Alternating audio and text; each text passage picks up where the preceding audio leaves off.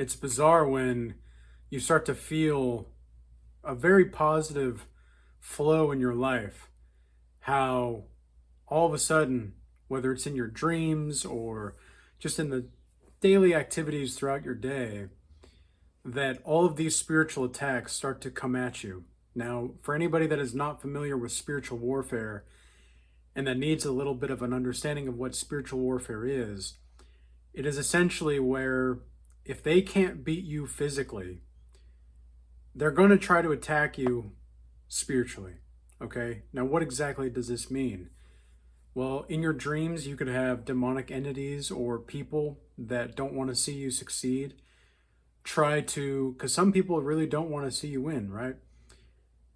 They don't want to see you win because you are surpassing what they thought you were capable of.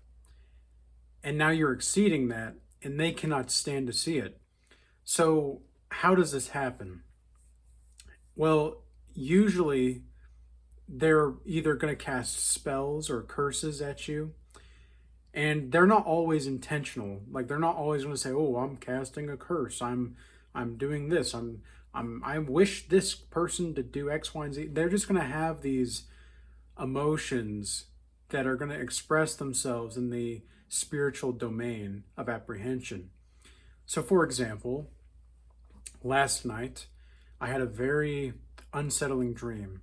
I couldn't really sleep for a while afterward because it is hard to deal with these kinds of things sometimes when they happen, because it's so profound, the kind of attacks that occur. And so I've heard people, and I'm sure people have experienced this, where people that know of spiritual attacks, that is, where maybe they'll have like a demon or something scratch them in the dream, and then they wake up and there's a scratch mark, right where they were scratched or something like that, right? And last night I had a dream where I was with two people from my past in my family, and they were very, very upset. I'm talking, they were livid with me because I was doing things and I was becoming somebody that they never thought and they didn't want to see me become. They didn't know I was capable of being the kind of person that I am. And so they took me into this room of mirrors and they wanted to force me to look at the mirror until the mirror shattered.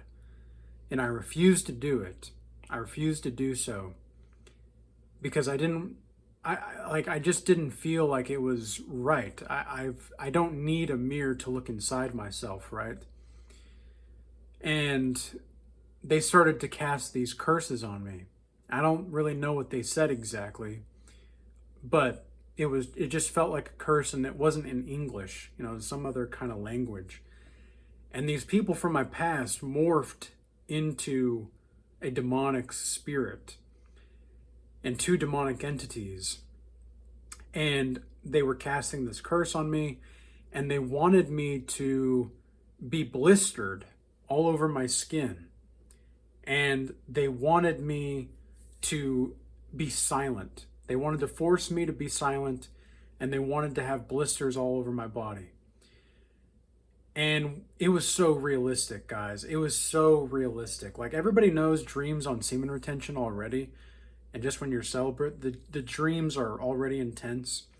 But this was like, I felt the scabs and the blisters on my belly. Like, I remember being like in the dream and rubbing my belly and just feeling the blisters. And it was like, wow, this is really not good. This is really not good at all. And I couldn't speak. I couldn't talk. And so then when I woke up from the dream, I didn't have any blisters or anything on my body, but I did have a blister right here and right here. And I put some aloe vera on them this morning, and I've been taking good care of them, keeping them moisturized all day. Right now, they're not so bad. Like this one, I don't know if you guys can quite see that. It's just a small little blister right there. And that one doesn't hurt as bad. It's not too bad, but it's still kind of earlier. It was pretty not comfortable. We'll just say that.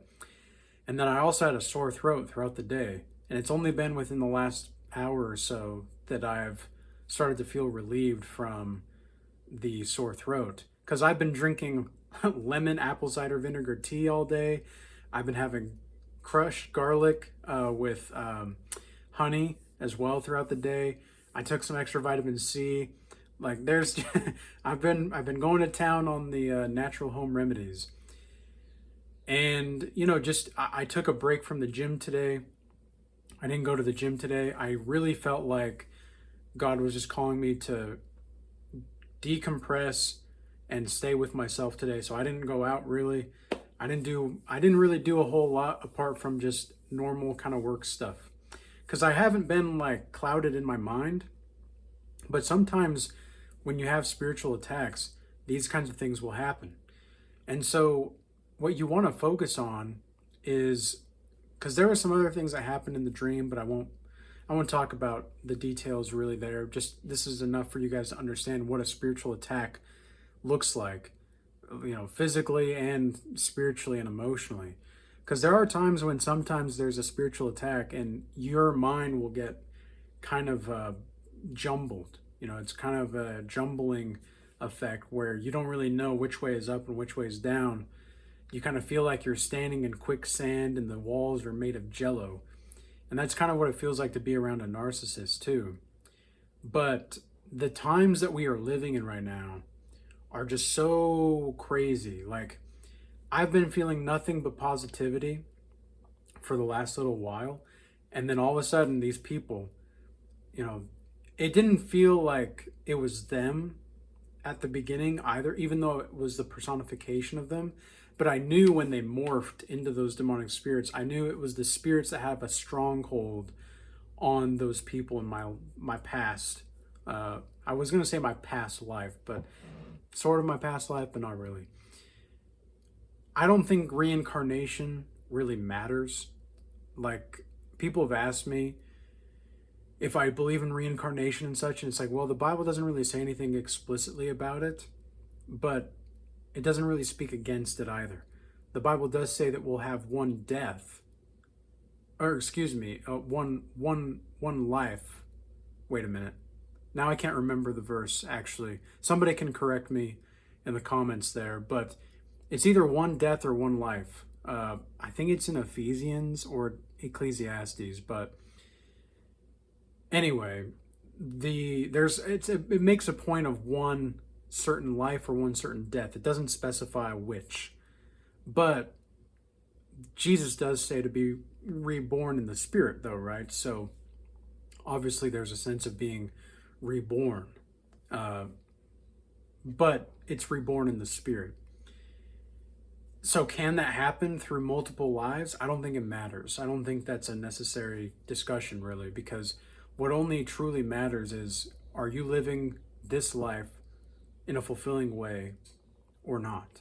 Like, and are you looking forward to the next day as if you're going to live forever? Because it's just simply a matter of truth that when we perceive life to be this way, that we're going to be more prosperous, we're going to be more zestful in our lives, we're going to be more excited about life, and all these other things.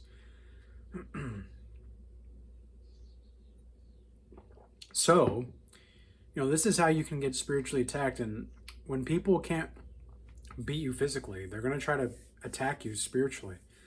And all of this is a distraction. Like, for example, with these little like blister, like the blister here and here, my sore throat, this is all designed to lower my vibration. It's not going to happen.